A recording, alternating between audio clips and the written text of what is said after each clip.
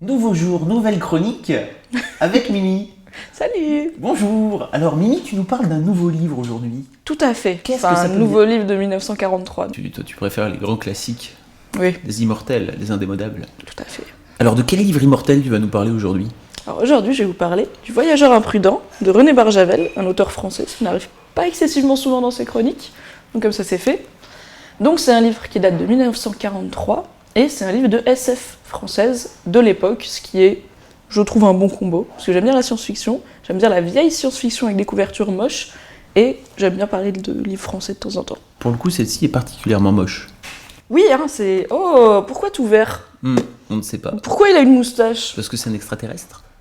Non, c'est pas un extraterrestre. D'accord. C'est un voyageur Ok. imprudent. Ok.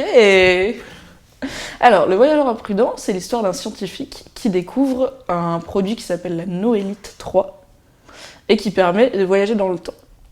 Et du coup, il va se balader. Au début, il y va un peu à l'arrache et puis finalement, il construit un genre de costume, ce qui explique probablement cette chose moche, genre de scaphandre pour voyager pépouze. Et donc au début, il est prudent, il va dans le futur proche, il fait ok, peut-être je vais jouer au loto demain, là là là.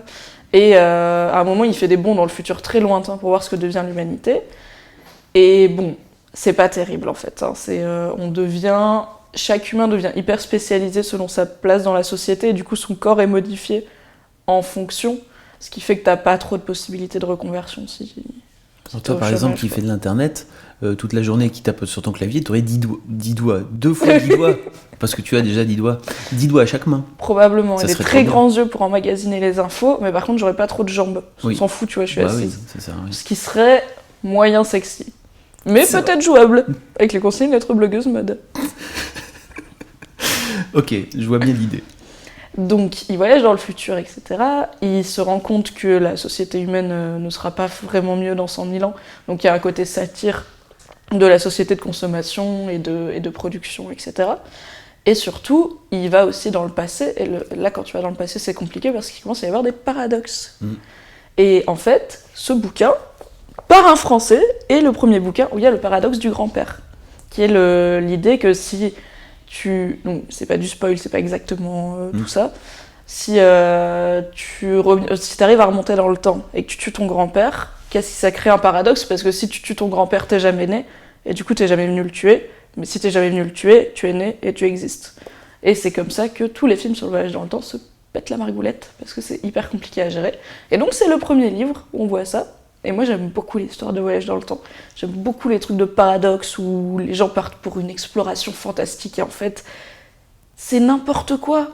Parce que il faut pas voyager dans le temps, vraiment. Je pense que si on invente le voyage dans le temps, j'irai pas. J'ai vu assez de films et lu assez de livres pour savoir que c'est pas une bonne idée. Mais c'est mon petit kiff dans la vie. T'es trop rationnel, Mimi, voilà, t'es pas une aventurière, t'es pas un voyageur ou une voyageuse imprudente. C'est ça, tout à fait. Je suis une voyageuse prudente. Prudente. Qui reste sur ma chaise avec mes jambes atrophiées pour faire de l'internet. Et donc en gros, c'est un livre à conseiller à tous les gens qui aiment bien les voyages. Et dans le temps. Tout à fait. Et les considérations un petit peu de type satirique et ironique sur la société. Et moi personnellement, je trouve que c'est toujours très intéressant de voir comment les gens d'avant voyaient le futur.